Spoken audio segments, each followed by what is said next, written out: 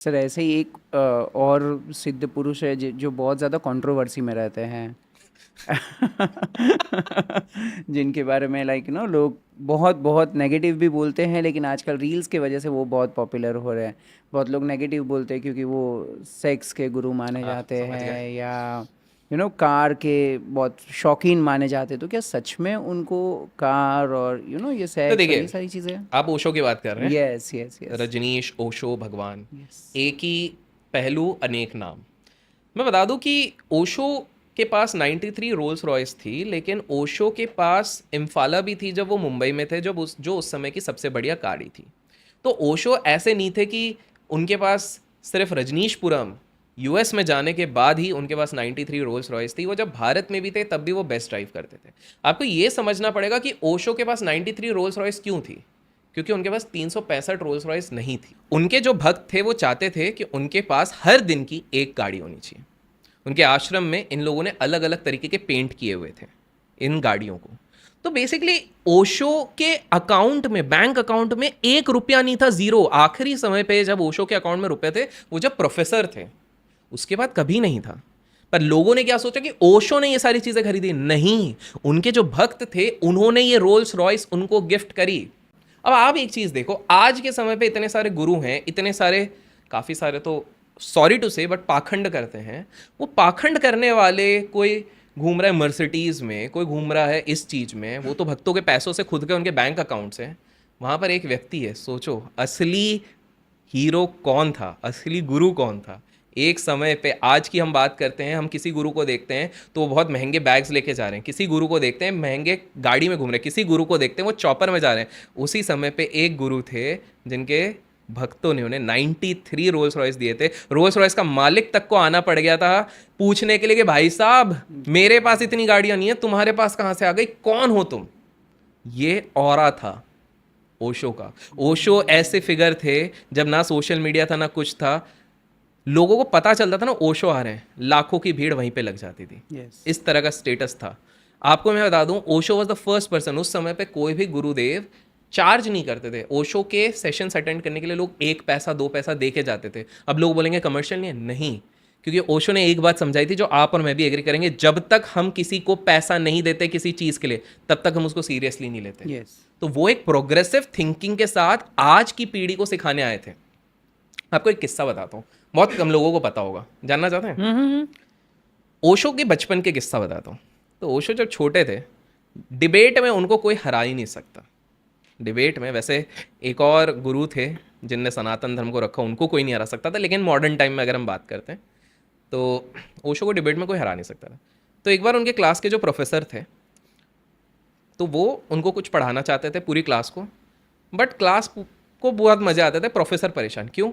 एक चैप्टर के आगे 1 महीने तक निकल ही नहीं पा रहे। क्यों? क्योंकि उस एक चैप्टर से ओशो इतने सवाल पूछते थे, इतने सवाल, जो उनको भी पता था कि प्रोफेसर भी आंसर नहीं दे पा रहे, रटा रटा रटा है। तो प्रोफेसर ने प्रिंसिपल को कंप्लेन कर दी। प्रोफेसर ने जाके प्रिंसिपल को कहा, या तो ओशो रहेंगे हमारे स्कूल में या तो मैं। ओशो को बुलाया जाता है। प्रिंसिपल बोलते हैं, यार देखो ओशो, मुझे पता है तुम सही हो, मैं मानता हूँ, बट यार वो प्रोफेसर है, उसकी डिमांड है, सारे बच्चे पढ़ना चाहते हैं, मतलब टीचर पेरेंट्स भेज रहे हैं उसके लिए, तो यार मैं उसको नहीं निकाल सकता हूँ, तो तुमको मुझे सस्पेंड करना पड़ेगा। तो बोले ठीक है। और लाइन एक बोलते हैं, और वैसे भी तुम मेरे किस काम के। तो बोले सर देखो, सस्पेंड कर रहे हो ठीक है, मैं जीत रहा हूँ ये भी आप एक्सेप्ट, ठीक है, मैं किस काम को, ऐसा मत बोलो, तो स्कूल की बात है। तो बोले हाँ ठीक है, सस्पेंड हो गए, निकल गए, जो भी है। अब फास्ट फॉरवर्ड चलते हैं। कॉलेज के दिनों में ओशो ने इतनी किताबें पढ़ ली थी। ओशो ने अपने लाइफ टाइम में 1,50,000 से ज़्यादा किताबें पढ़ ली थी। वो जब डिबेट करने बैठते थे, आज तक उनसे, आज तक जब तक वो जीवित थे, कोई नहीं जीत सका ओशो से। ओशो का ऑरा इतना ज़्यादा था कि भाई उनके सामने अच्छे अच्छे डिबेटर्स हार मान जाते थे कि भैया क्षमा कर लो, तुमसे डिबेट नहीं करना है। बड़े बड़े रिलीजियस गुरु हार मान जाते थे। तो ओशो के साथ क्या हुआ कि एक बार एक इतना ज्ञान हो गया था हर जगह उनका, स्टूडेंट्स में बहुत पॉपुलैरिटी हो गई, टीचर्स में पॉपुलैरिटी हो गई, और उन्होंने छोड़ दिया। तो एक ना कॉलेज था एक गांव का, तो वो कॉलेज बोला कि यार हमारे ना प्रिंसिपल नियुक्त करना है, तो हम चाहते हैं आप आओ, आप इंटरव्यू ले लो, क्योंकि आपसे बढ़िया कोई जजमेंट नहीं कर सकता, ठीक है। तो ओशो बोले ठीक है बिल्कुल हम आएंगे। ओशो जाते हैं वहाँ पे, और प्रिंसिपल का एक एप्लीकेशन किसका आया होता है, वही स्कूल वाले प्रिंसिपल का। Because of some financial issues उनको वो छोड़ के ये जाना पड़ा।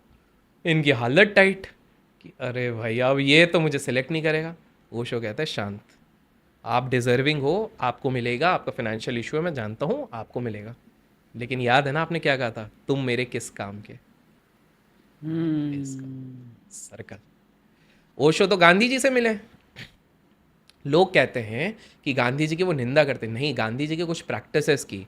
गांधी जी चरखा को प्रमोट करते थे, ओशो इंडस्ट्रियलाइजेशन को प्रमोट करते थे। वो कहते थे चरखा होगा तो एम्प्लॉयमेंट कैसे बढ़ेगी, डेवलपमेंट कैसे बढ़ेगी। आज हम लोगों ने क्या किया, इंडस्ट्रियलाइजेशन ही तो लिया है। करेक्ट। ओशो उसी की बात करते थे। ओशो यही कहे कि भाई इंडस्ट्रियलाइजेशन इज इंपॉर्टेंट। ओशो एक बार क्या हुआ कि ओशो अपनी ग्रैंड मदर के साथ रुकते थे, तो जैसे ही पता लगा कि गांव में आने वाले हैं गांधी जी, महात्मा गांधी जी अपना मोर्चा लेके निकल रहे हैं, एंड उस समय पर वो डोनेशन मांग रहे थे कि देश को आज़ाद करने के लिए और ये सारी चीज़ों के लिए जो भी है दान करो ऐसा करके। तो उनके साथ उनकी वाइफ कठपुतली बाई भी चाहती थी। ओशो को जैसे ही पता लगा कि भाई, क्योंकि गांधी जी उस समय के सेलिब्रिटी, अरे गांधी जी आ रहे हैं, गांधी जी आ रहे हैं, मैं जाऊँगा मैं जाऊँगा, तो 2 रुपये लेके घर से निकल गए कि भाई ठीक है।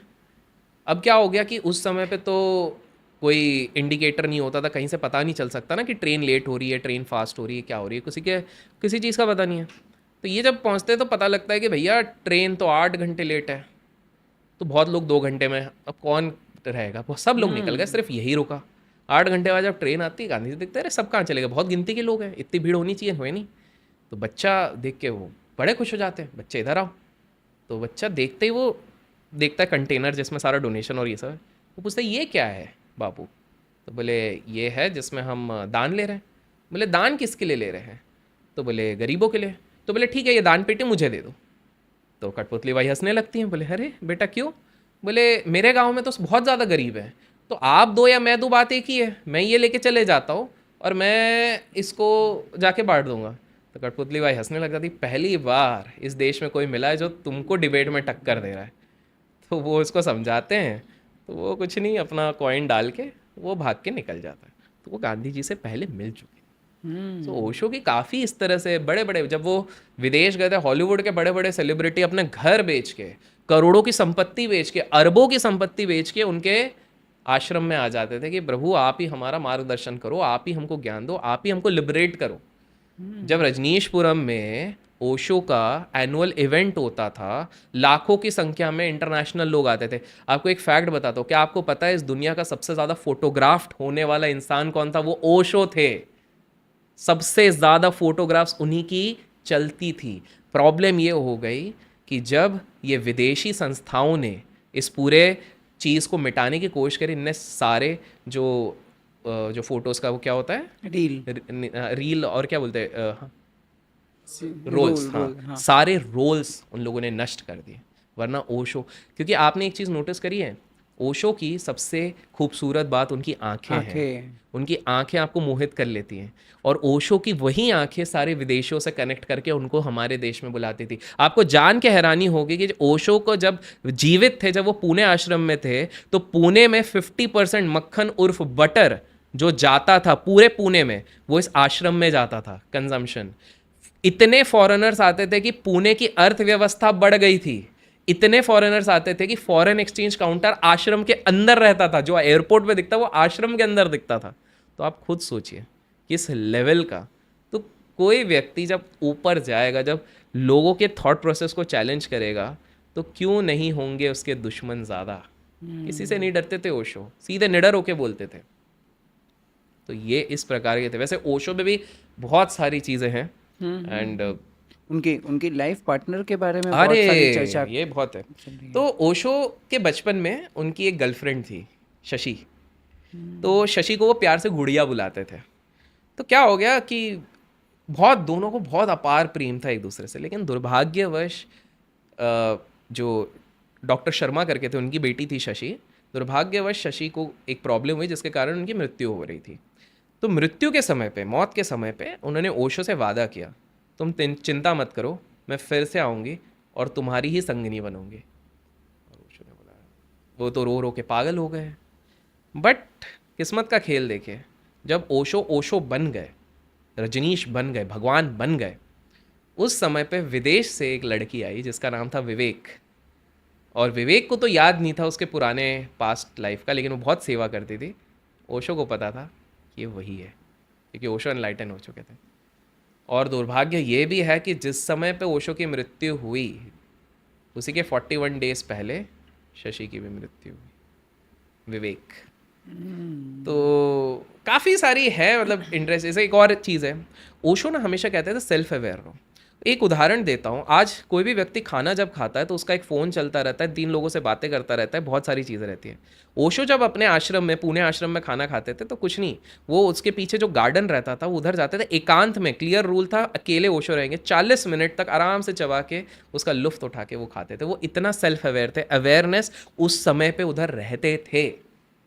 ओशो नए नए तरीके की प्रैक्टिस, उनकी अलग ही लीला रहती थी। एक बार क्या हो गया कि जब उन्होंने डिसाइड किया कि मैं रोप पहनूंगा, तो उनके सारे शिष्य खुश हो गए कि चलो बढ़िया है।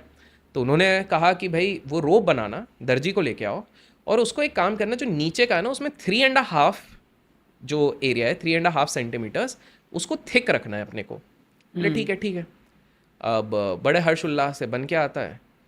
फिर ओशो देखते हैं, बोले ये कितना सेंटीमीटर्स आपने दिया है? बोले ये तो 1.5 है। मैंने बोला भाई मैंने 3.5 बोला था। वो फिर उसके बाद उन्होंने एक ज्ञान दिया कि बोले आप ये छोटी छोटी चीज़ें अवेयरनेस के साथ सुन नहीं पा रहे हो, और एनलाइटमेंट आपको चाहिए सबको। तो हल्के फुल्के तरीकों से ओशो सबको मार्गदर्शन करते आए। करते आए हैं।